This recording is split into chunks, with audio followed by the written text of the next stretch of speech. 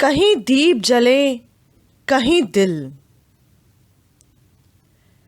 اس novel کو تحریر کیا ہے کیسرا حیات نے۔ زاہدہ لاؤنج میں ڈسٹنگ میں مصروف تھی۔ گھر میں ہر طرف خاموشی چھائی تھی۔ جبھی خدیجہ اپنے کمرے سے نکل کر لاؤنج میں آ بیٹھیں۔ بیگم صاحبہ، آپ کیوں بے وقت سو رہی تھیں؟ طبیعت تو ٹھیک ہے آپ کی؟ زاہدہ نے خدیجہ کو آتا دیکھ کر فوراً پوچھا۔ میں کب سو رہی تھی؟ خدیجہ چونک کر بولی۔ وہ شمیلہ بھابھی تو کہہ رہی تھی کہ آپ سو رہی ہیں۔ زاہدہ نے دھیرے سے کہا۔ کیا؟ میں تو اپنے کمرے میں قرآن پاک پڑھ رہی تھی، تم ہی آ کر دیکھ لیتی، خدیجہ نے کہا۔ اللہ معاف کرے، وہ اتنا جھوٹ بولتی ہیں، زاہدہ نے حیرت سے چیخ مارتے ہوئے کہا۔ کیا مطلب؟ اس نے تم سے اور کیا کہا ہے؟ خدیجہ پوچھنے لگیں۔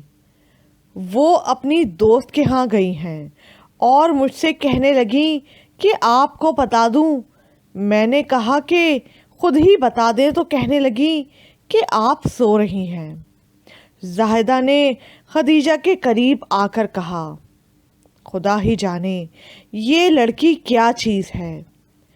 وہ گہری سانس لے کر بولیں۔ شادی سے پہلے وہ بالکل بھی ایسی نہیں تھیں، اور اب ایسا روپ بدلا ہے کہ میں حیران ہو کر انہیں دیکھتی رہ جاتی ہوں۔ زاہدہ نے خفگی سے کہا۔ شادی سے پہلے تک اس نے بہت ہوشیاری سے اپنے آپ کو چھپائے رکھا، اور اب ہم اپنے آپ کو اس سے چھپاتے رہتے ہیں۔ خدیجہ نے آہ بھر کر افسردگی سے کہا۔ بیگم صاحبہ، جب سے وہ اس گھر میں آئی ہیں، گھر کا سکون، خوشی اور کہے کہیں گم ہو گئے ہیں۔ زاہدہ نے ان کے قریب آ کر افسردگی سے کہا۔ ہاں، کچھ لوگ ایسے ہی سبز قدم ہوتے ہیں، جہاں جاتے ہیں وہاں سکون رہتا ہے اور نہ ہی خوشی، خدیجہ نم آنکھوں سے بولی۔ شمیلہ ماں کے پاس بیٹھی بری طرح آنسو بہا رہی تھی۔ خدا کے لیے چپ ہو جاؤ اور مجھے بتاؤ بات کیا ہے؟ کیا تمہیں کسی نے کچھ کہا ہے؟ ریحانہ نے شمیلہ کو چپ کراتے ہوئے کہا۔ کچھ؟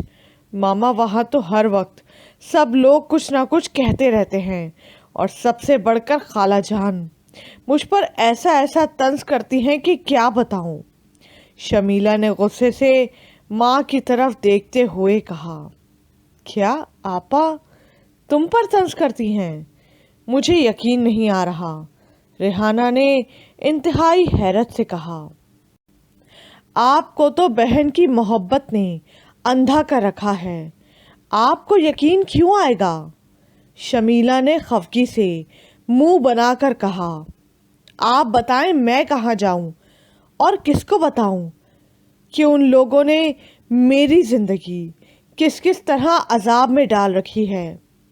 شمیلہ نے سسکی بھر کر قدرے جذباتی انداز میں کہا۔ مگر کیوں؟ ریحانہ نے پریشان ہو کر اس کی طرف دیکھ کر کہا۔ مجھے تو یوں لگتا ہے کہ وہ آپ کا کوئی بدلہ مجھ سے لے رہی ہیں، شمیلہ نے روتے ہوئے بولی۔ میرا بدلہ؟ کیا مطلب؟ ریحانہ نے چونک کر کہا۔ ہاں، وہ اکثر باتوں باتوں میں مجھے سناتی رہتی ہیں کہ آپ نانا نانی کی زیادہ لاڈلی تھیں، اور خالہ کی بھی پسند کی چیزیں آپ کو ملا کرتی تھیں۔ شمیلہ غصے سے جانے کیا کیا کہہ رہی تھی۔ کیا آپا ان معمولی باتوں کو ابھی تک لے کر بیٹھی ہیں؟ وہ انتہائی حیرت سے بولیں۔ اور وہی معمولی باتیں اب میرے لیے عذاب بنی ہوئی ہیں۔ جب فہم، حاتم اور عاصم ایسی باتیں کرتے ہیں اور میں انہیں منع کرتی ہوں تو خالہ جان مجھ پر طنز کرتی ہیں کہ تمہاری ماں بھی یہی کچھ کرتی تھی۔ شمیلہ بلا کی اداکاری کر رہی تھی۔ اچھا، میں آپا کو ایسا نہیں سمجھتی تھی۔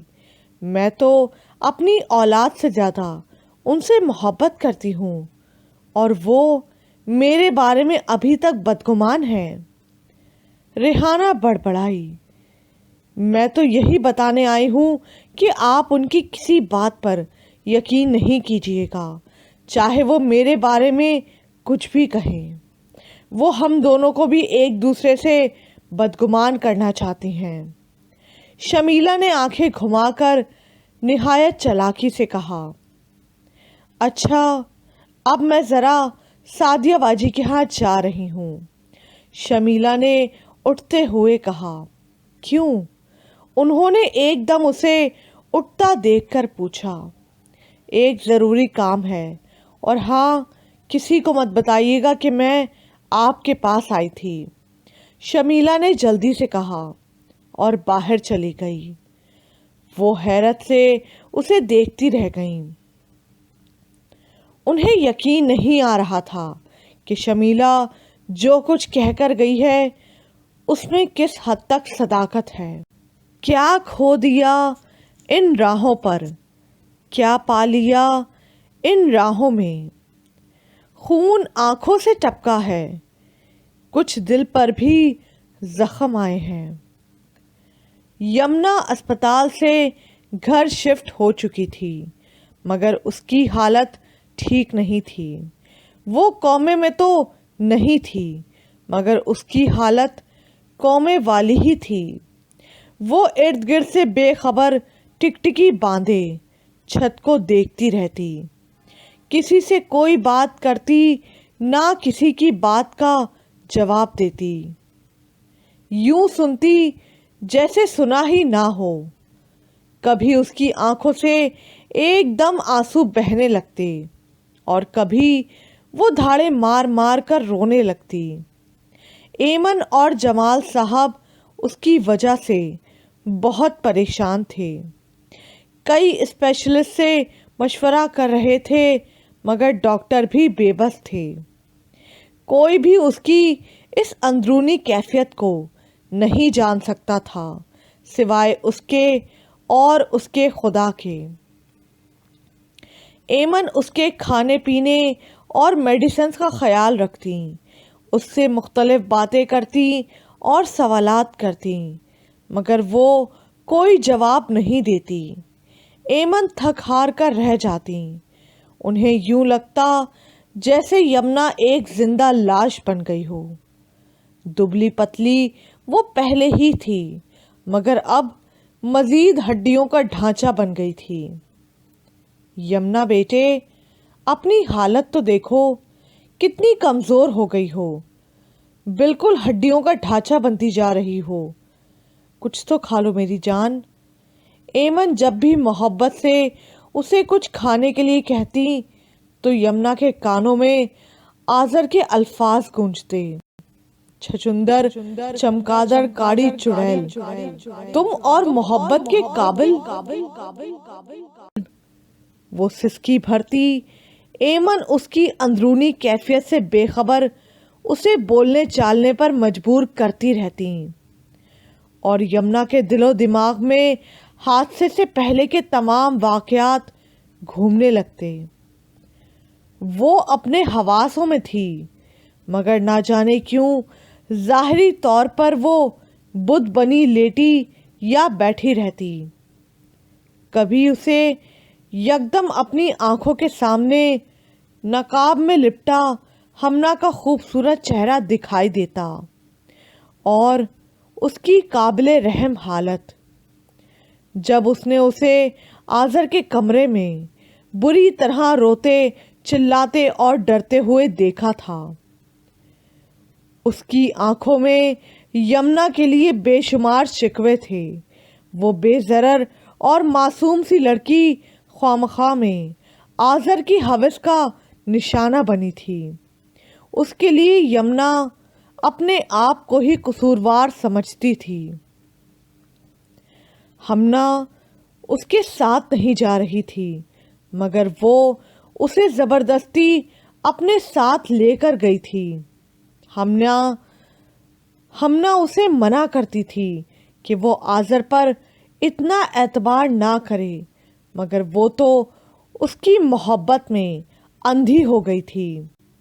اس نے تو آذر سے انتہائی شدید، سچی اور پرخلوص محبت کی تھی، اس لیے وہ اس پر اندھا اعتماد کرتی تھی۔ کسی بھی لمحے کوئی منفی سوچ اس کے ذہن میں نہیں آتی تھی، بلکہ ہمنا کے کہنے پر اسے ہمنا پر غصہ آیا تھا، مگر آذر پر نہیں۔ اب اس کے اندر ایک طوفان برپا تھا، آذر کی بے وفائی کا اور ہمنا کی ناحق موت کا، اور وہ یہ بات کسی سے نہیں کہہ سکتی تھی۔ اس کے پاس اب سوائے پچھتاووں اور آنسوؤں کے کچھ باقی نہیں تھا۔ جمال صاحب نے اپنے طور پر آذر کی تلاش جاری رکھی ہوئی تھی، مگر اس کا کوئی سراغ نہیں مل رہا تھا۔ ہمنا کے چچا فواد کو انہوں نے بہت منت سماجت کر کے روک رکھا تھا کہ وہ اس بات کو پولیس میں نہیں لے کر جائیں، لیکن ان کے پورے خاندان کے لیے ہمنا کی موت ایک سوال بنی ہوئی تھی، اور خاص طور پر عمر کو تو کسی پل چین نہیں آ رہا تھا۔ وہ خود پاکستان آ کر معاملے کی تفتیش کرنا چاہ رہا تھا، لیکن فواد صاحب نے اسے زبردستی روکا تھا، کیونکہ اس کی اسٹڈیز کا فائنل سیمسٹر تھا۔ ہمنا کی موت اس کے لیے بھی ایک گہرا صدمہ تھی۔ جمال صاحب یمنا کے کمرے میں آئے تو وہ بیڈ پر لیٹی مسلسل چھت کی طرف دیکھ رہی تھی۔ سائڈ ٹیبل پر رکھا کھانا کب کا ٹھنڈا ہو چکا تھا۔ وہ بیڈ پر لیٹی بالکل ہڈیوں کا ڈھانچہ معلوم ہو رہی تھی۔ جمال صاحب کی آنکھیں نم ہونے لگیں۔ انہوں نے اس کے پاس بیٹھ کر محبت سے اس کے سر پر ہاتھ رکھا تو وہ چونک کر ان کی طرف دیکھنے لگی۔ بیٹا، تم کب تک یوں ہی پڑی رہو گی؟ اٹھو، ہمت کرو اور زندگی کو نارمل طریقے سے گزارو۔ یمنا نے چونک کر ان کی طرف دیکھا۔ زندگی؟ وہ بڑبڑائی اور پھر اس نے زور سے ہچکی لی۔ مجھے کچھ تو بتاؤ، یوں خاموش رہنے سے مسئلہ حل نہیں ہوگا۔ مجھے بتاؤ، تم ہمنا کو لے کر آذر کے گھر کیوں گئی تھیں؟ انہوں نے کہا تو یمنا نے ایک دم چونک کر ان کی طرف دیکھا۔ آذر؟ وہ ہڑبڑا کر بولی۔ ہاں، آذر۔ میں اس سے کانٹیکٹ کرنے کی کوشش کر رہا ہوں، مگر اس کا موبائل آف ملتا ہے۔ میں اس کے گھر بھی گیا تھا، مگر وہاں سوائے چوکیدار کے کوئی نہیں۔ بیٹا، مجھے حقیقت بتاؤ تاکہ میں اس کے مطابق کوئی سٹیپ لے سکوں۔ ہمنا کے گھر والے بھی بہت پریشان ہیں۔ وہ بھی یہی سوال کرتے ہیں کہ تم ہمنا کو کہیں لے کر گئی تھیں، مگر کیوں لے کر گئی تھیں یہ تم ہی بتا سکتی ہو، اور آخر ہمنا نے خودکشی کیوں کی؟ ان سب سوالوں کے جواب تمہیں ہی دینے ہوں گے۔ جمال صاحب نے اس کا ہاتھ پکڑ کر نرمی سے پوچھتے ہوئے کہا۔ نہیں، میں کوئی جواب نہیں دے سکتی۔ وہ پھوٹ پھوٹ کر رونے لگی۔ کیوں؟ کیا آذر نے کچھ ایسا کیا ہے جسے تم چھپانے کی کوشش کر رہی ہو؟ جمال صاحب نے پرتشویش انداز میں پوچھا۔ میں نہیں بتا سکتی۔ وہ اپنے دونوں ہاتھ چہرے پر رکھ کر رونے لگی۔ اس کا مطلب تو یہ ہے کہ ضرور آذر نے کچھ ایسا کیا ہے جسے تم چھپانے کی کوشش کر رہی ہو۔ کیا اس نے ہمنا کے ساتھ؟ انہوں نے जुमला अधूरा छोड़कर यमुना की तरफ देखा तो वो धाड़े मार मार कर रोने लगी। आज वो कुछ खुल रही थी तो जमाल साहब को भी हौसला हुआ और वो उससे सवाल पर सवाल करने लगे। हाँ, उसने हमना कहा। वो बामुश्किल इतना ही बोल पाई। क्या? जमाल साहब एकदम घबराकर उठ खड़े हुए। और तुम इस वक्त कहाँ थीं? यमुना ने सारी बात उन्हें तफसील से बताई तो उनकी आंखें हैरत से खुली की खुली रह गईं। क्या उसने सिर्फ तुम्हें बुलाया था? जमाल साहब ने पूछा। हाँ, यमुना ने जवाब दिया। इसका मतलब है वो तुम्हें नुकसान पहुंचाना चाहता था, बल्कि उसने उसकी मुकम्मल प्लानिंग कर रखी थी, मगर बदकिस्मती से हमना उसके हाथ लग गई। वो कितना शातिर इंसान था। तुम्हें कभी एहसास नहीं हुआ कि इलेक्शन हारने के बाद वो एकदम तुम्हारे इतना करीब कैसे आ गया? उन्होंने हैरत से पूछा। उसके दिल में क्या कुछ था, मुझे उसकी कैसे खबर होती? मैं तो सिर्फ उसकी बातों पर यकीन करती रही और यही सोचती रही कि इलेक्शन की हार से उसने कोई सबक सीख लिया है और अपने आप को बदलने की कोशिश कर रहा है, मगर उसने अपनी मोहब्बत का ऐसा सुनहरी जाल बिछाया कि मैं उसमें बुरी तरह उलझ कर रह गई। मैं हमना की मुजरिम हूँ डैडी। काश मुझे पता होता कि आज़र इतनी घटिया फितरत का इंसान है तो मैं कभी हमना को वहाँ लेकर नहीं जाती। वो बुरी तरह रोते हुए कह रही थी। आज मुझे भी इस बात का अफसोस हो रहा है कि मैंने तुम्हें बहुत ज़्यादा लिबर्टी क्यों दी। मैं तुम्हें हमेशा बेटा समझकर ट्रीट करता रहा, लेकिन ये भूल गया कि बेटी की इज्जत को कहीं ज़्यादा हिफाजत की ज़रूरत होती है।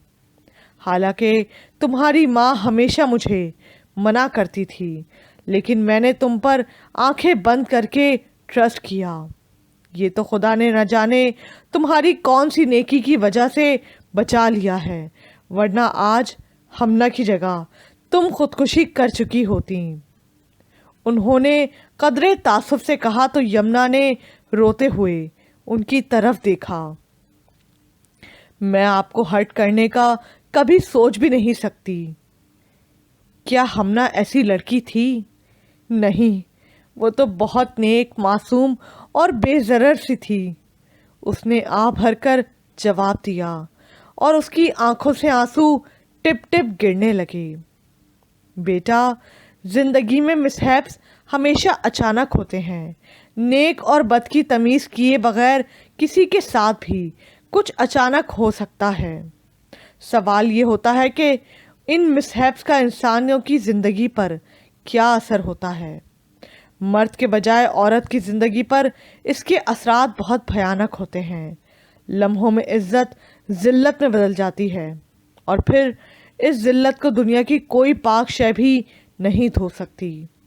मुझे अफसोस है कि मैंने तुम्हें ये बातें पहले कभी नहीं समझाईं, और अब जबकि एक मासूम इंसान की ज़िंदगी किसी की हवस की भेंट चढ़ चुकी है, तो अब मैं तुम्हें समझा रहा हूँ कि बेटियों की इज्जत कितना नाजुक मसला होती है और सोसाइटी में हर तरफ फिरने वाले दरिंदों से उन्हें बचाना कितना ज़रूरी होता है।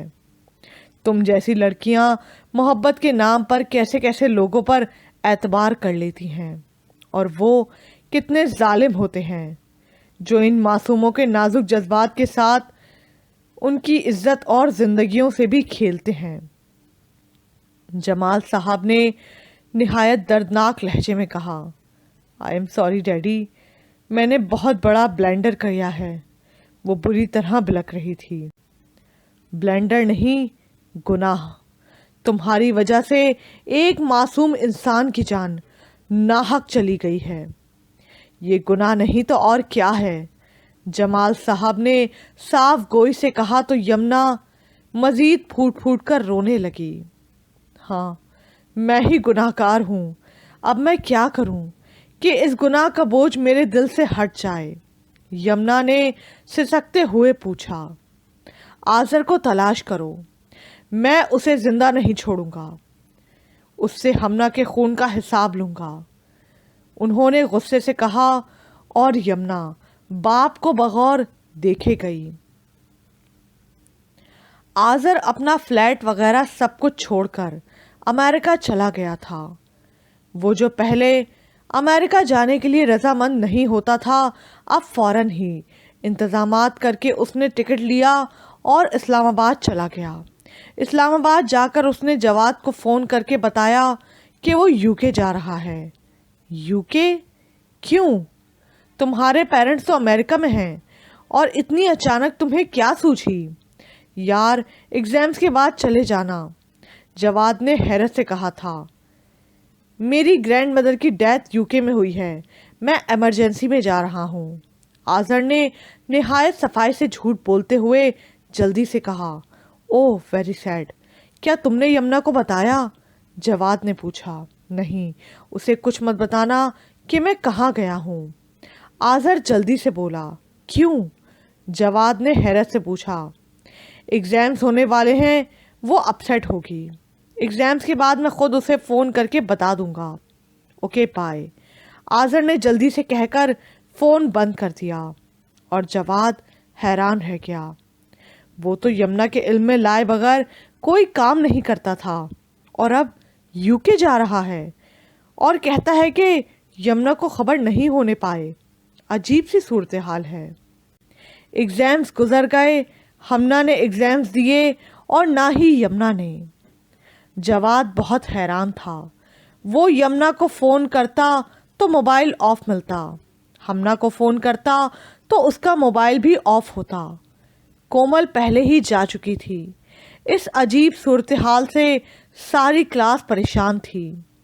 पेपर्स देने के बाद सब उनके बारे में सवालात करते रहते। आज़र के बारे में सबको बताकर वो मुतमईन कर देता, मगर हमना और यमुना के बारे में किसी को कोई खबर नहीं थी। आखिरकार एक रोज़ किसी को हमना की डेथ की खबर मिली। कोई कहता कि हमना का किसी ने मर्डर कर दिया था, कोई कहता उसे ब्रेन हेमरेज हुआ था, कोई कहता उसने खुदकुशी कर ली थी।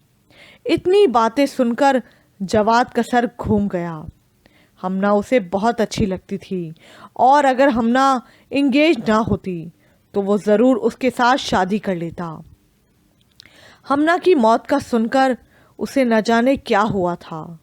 उसका दिल बुझ सा गया था। वो शदीद डिप्रेशन का शिकार हो गया। वो यमुना से मिलना चाहता था और असल हकीकत जानना चाहता था, मगर यमुना से किसी तरह राब्ता नहीं हो पा रहा था। आज़र के माँ बाप इंतहाई खुश थे कि आज़र अमेरिका आ गया था। उसके रवैये में भी कुछ लचक थी। वो पहले की तरह माँ बाप के साथ कोई बदतमीज़ी नहीं करता था। उसकी माँ बहुत खुश थी और फ़ौरन ही निशा का जिक्र ले बैठी। उसकी इतनी तारीफ़ें करने लगी कि आज़र को गुमान होने लगा जैसे वो अमेरिका की नहीं, किसी परिस्तान की कोई शहज़ादी हो। वो लोग कई नस्लों से यहाँ रह रहे हैं, सिर्फ नाम के ही मुसलमान हैं, वरना पूरे अंग्रेज़ हैं। उसकी माँ खिलखिलाकर हंसते हुए बोली तो आज़र ने चौंक कर माँ की तरफ देखा। क्या मतलब? आज़र ने हैरत से पूछा। खुद चलकर देख लेना, कितने पक्के अमरीकी हैं वो। उसकी माँ ने मुस्कुराकर जवाब दिया। हाँ बेटा, बहुत अमीर लोग हैं वो, उसके बाप ने भी तायद की। क्या आप उन लोगों की दौलत से मुतासिर हुए हैं या किसी और बात से? आज़र ने हैरत से पूछा। भला दौलत के अलावा कोई और शय भी किसी को मुतासिर कर सकती है?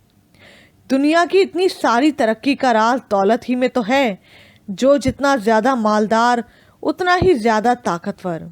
उसके बाप ने भी मुस्कुराकर कहा तो आज़र खामोश हो गया। ठहरो, मैं अभी निशा के डैड से फ़ोन पर बात करता हूँ और उन्हें तुम्हारे आने के बारे में बताता हूँ।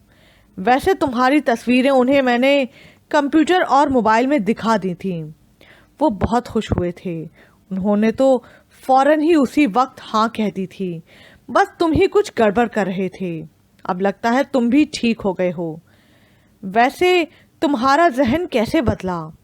कहाँ तो तुम अमेरिका आने का नाम नहीं ले रहे थे। उसके बाप ने हैरत से पूछा। हाँ, वो कॉलेज में छुट्टियां हुई तो मैंने सोचा कुछ रोज़ के लिए आप लोगों के पास चला जाऊं। पढ़ाई कर करके दिमाग थक गया था। आज़र ने बहाना बनाया। बहुत अच्छा किया, उसके बाप ने कहा और मुस्कुराकर मोबाइल पर नंबर मिलाने लगा और बातें करता हुआ एक कोने में चला गया। तुम बहुत कमज़ोर लग रहे हो, उसकी माँ ने मोहब्बत से पूछा। नहीं, मैं तो बिल्कुल ठीक हूँ, उसने घबराकर जवाब दिया।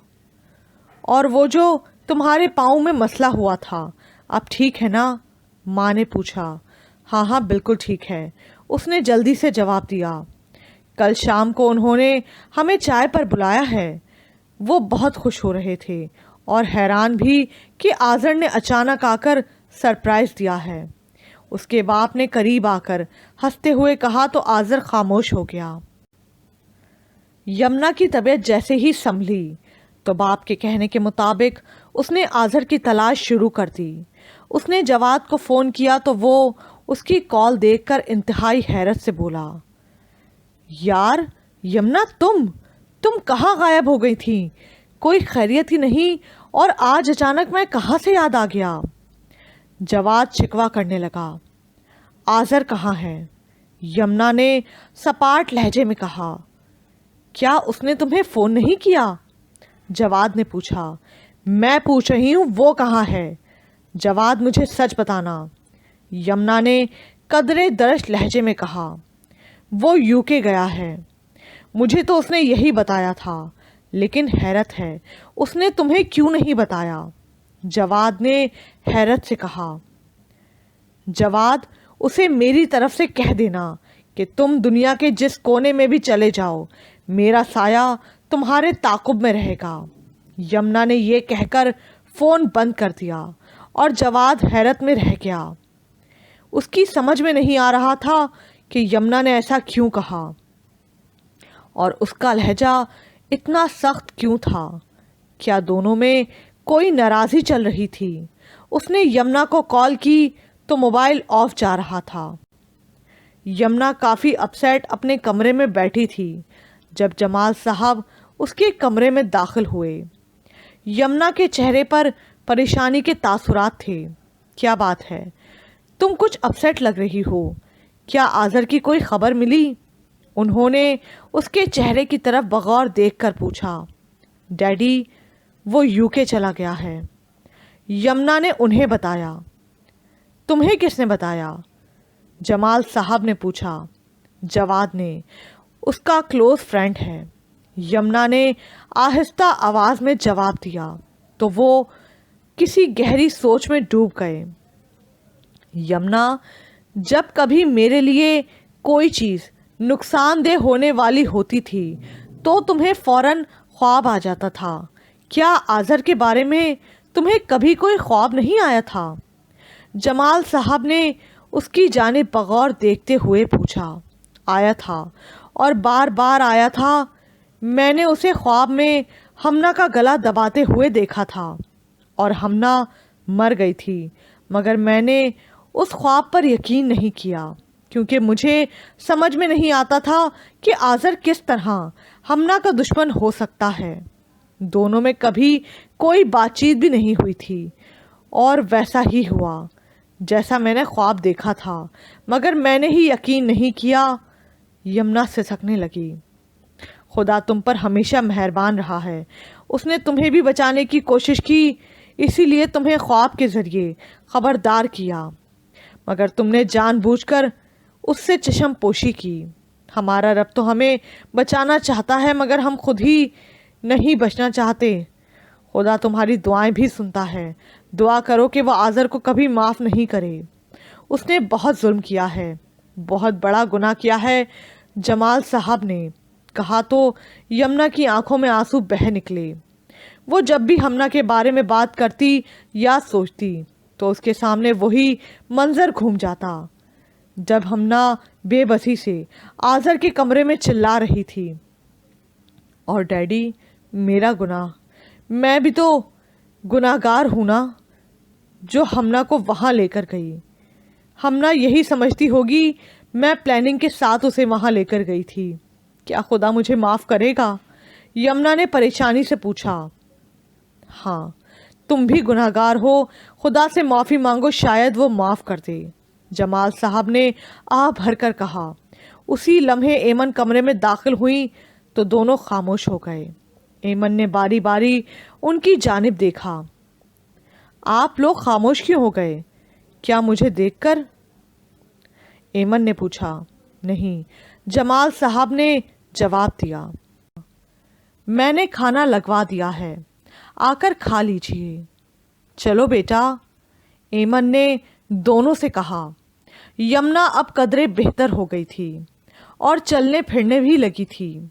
नहीं, मुझे भूख नहीं, यमुना ने जवाब दिया। कब तक यूं ही भूखी रहोगी? एमन ने हैरत से पूछा। जब तक वो, यमुना कहकर रुकी तो एमन ने चौंक कर उसकी तरफ देखा। जमाल साहब भी उसकी बात सुनकर चौंके और उसकी तरफ देखने लगे। लगता है इसके दिमाग पर सदमे का अभी तक असर है। एमन ने कहा, तुम चलो, हम आते हैं। उठो बेटा, जमाल साहब ने तहमकाना लहजे में कहा तो यमुना उनके साथ उठकर खामोशी से बाहर चली गई। आज़र अपने वालदैन के हमरा निशा के घर गया। निशा इंतहाई खूबसूरत, दुबली पतली नीली आंखों और इंतहाई सफ़ेद रंगत वाली लड़की थी। उसके स्याह घुंघराले बालों की लटें उसके सुर्खो सफ़ेद गोल चेहरे के गिर्द हाला बनाए हुए बहुत अच्छे लग रहे थे। उसके नकूश भी बहुत खूबसूरत थे। उसने मिनी स्कर्ट के साथ स्लीवलेस ब्लाउज पहन रखा था। वो लोग इंतहाई मॉडर्न थे। उसका बाप नईम अकमल गुज़िश्ता 40 बरसों से अमेरिका में मुकीम था। उसका अपना एक स्टोर था और पाकिस्तान में भी बिजनेस के अलावा बहुत ज़्यादा प्रॉपर्टी थी जो उसने रेंट पर दे रखी थी। उसकी बीवी नौशाबा भी अमेरिकन ही लगती थी, गो के उसका ताल्लुक रावलपिंडी से था। निशा की एक छोटी बहन और एक बड़ा भाई था, वो भी स्टोर में जॉब करता था। उनके घर का माहौल वाकई अमेरिकन लगता था। लाउंज के एक कोने में बाकायदा एक बार काउंटर था और उन्होंने उन लोगों को भी ऑफर की थी। अजीम अहमद ने जल्दी से इनकार कर दिया, गो के वो भी ड्रिंक करता था मगर आज़र के सामने नहीं, और आज़र भी ड्रिंक करता था मगर बाप के सामने नहीं। कॉफ़ी ही ठीक है, अजीम अहमद ने कहा तो नौशाबा कॉफ़ी के साथ मुख्तलिफ लवाजमात ले आईं। आज़र बेटा, तुम निशा से गपशप करो। फिर वो अपनी बेटी से मुखातिब हुई। निशा, तुम इसे अपने कमरे में ले जाओ। नईम अकमल ने निशा से कहा तो उसने मुस्कुराकर आज़र की तरफ हाथ बढ़ाया। आज़र एक लम्हे को चौंका, फिर उसका हाथ थामकर चला गया। आज़र ने जीन्स के साथ ब्लू वेलवेट का कोट पहन रखा था और उसकी सुर्खो सफ़ेद रंगत भी बहुत निखरी निखरी लग रही थी। उसने अपने लिए निशा की आंखों में पसंदीदगी देख ली थी। वो मुस्कुरा मुस्कुरा कर उसके साथ बातें कर रही थी। उसका रूम बहुत खूबसूरती से सजा हुआ था। निशा बहुत जल्द बातों ही बातों में उससे फ्रैंक हो गई। उसे अपने बेशुमार पाकिस्तानी और अमेरिकन फ्रेंड्स के बारे में बताने लगी। क्या तुमने किसी से मोहब्बत की है? अचानक आज़र ने पूछा तो निशा ने अपनी खूबसूरत नीली आंखें झपकाकर हैरत से कहा।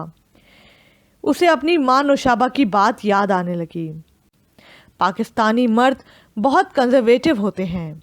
उनके सामने अपने अफेयर्स और बॉयफ्रेंड्स को ओपनली डिस्कस ना करना। नो नो, कोई लव अफेयर नहीं, सिर्फ फ्रेंडशिप। निशा ने जल्दी से बात बदली। Are you sure? आज़र ने उसकी तरफ बगौर देखते हुए पूछा। Are you narrow minded? क्या तुम तंग जहन इंसान हो? निशा ने हैरत से पूछा। नो नो, मैं यूं ही पूछ रहा था, आज़र एकदम बौखला कर बोला। میں کسی نیرو مائنڈڈ انسان سے شادی نہیں کر سکتی. سوری. You can go. نشا نے منہ بنا کر خفگی سے کہا تو آذر کو دھچکا سا لگا. I am sorry. I never mean it. میرا یہ مطلب نہیں. ایکچولی امریکن لائف سٹائل بہت لبرل ہے اسی لیے پوچھا. آذر نے وضاحت دی. اگر تمہیں یہ لائف سٹائل پسند نہیں تو تم امریکہ کیوں آئے؟ پاکستان میں ہی شادی کرو. وہاں بھی خوبصورت لڑکیاں ہیں نا. نشا نے ہونٹ سکیڑتے ہوئے کہا تو آذر کی آنکھوں کے سامنے اچانک یمنا گھوم گئی. اس نے آگے بڑھ کر اس کے دونوں کندھوں پر ہاتھ رکھے اور مسکراتے ہوئے اسے دیکھ کر کہنے لگا. ہاں وہاں بھی لڑکیاں ہیں مگر تمہارے جیسی خوبصورت نہیں. مجھے تو تم اچھی لگی ہو. آذر کے کہنے پر نشا کے چہرے پر مسکراہٹ پھیل گئی. میرے بارے میں تمہارا کیا خیال ہے؟ آذر نے مسکرا کر پوچھا تو نشا مسکرانے لگی. Not bad. برا نہیں. اگر تم زیادہ کوسچنز نہ کرو تو زیادہ اچھا ہے. نشا نے کہا تو آذر کھلکھلا کر ہنسنے لگا. اوکے. اس نے مسکرا کر جواب دیا اور دونوں کمرے سے باہر آ گئے. آذر اور نشا کے گھر والے باتیں کرنے میں مصروف تھے. آذر اور نشا کو مسکراتے دیکھ کر سب مطمئن ہو گئے. نشا شادی کر کے امریکہ سے باہر نہیں جانا چاہتی. اسے یہ ملک بہت پسند ہے. خوش قسمتی سے آپ لوگ مل گئے جنہیں امریکن لڑکی چاہیے تھی. اب آپ سے ریکویسٹ ہے کہ نشا کو پاکستان جانے کے لیے مت کہیے گا. نوشابہ نے مسکرا کر آذر کی ماں سے کہا تو اس نے چونک کر اپنے شوہر کی طرف دیکھا. مگر ہمارے تو رشتہ دار آذر کے گرینڈ فادر اور میری فیملی تو پاکستان میں ہی ہیں. آذر ہمارا اکلوتا بیٹا ہے. رشتہ داروں کو تو شادی کے ایک فنکشن پر انوائٹ کرنا ہوگا. ایک بار تو اسے جانے دیجیے گا. عظیم احمد نے کہا تو نعیم اکمل نے بیوی کی طرف دیکھا اور پھر بیٹی کی طرف دیکھ کر پوچھنے لگے. نشا کیا تم ایک بار پاکستان جا سکتی ہو؟ اوکے لیکن زیادہ دنوں کے لیے نہیں. نشا نے صاف گوئی سے کہا. نہیں زیادہ دنوں کے لیے کیوں؟ بس فنکشن کے بعد تم واپس آ جانا. آذر کی ماں جلدی سے بولی. بس ٹھیک ہے پھر شادی کا پلان کرتے ہیں. عظیم احمد نے مسکرا کر کہا اور سب کے باہم مشورے سے ایک ہفتے کے بعد شادی کی ڈیٹ فکس کی گئی.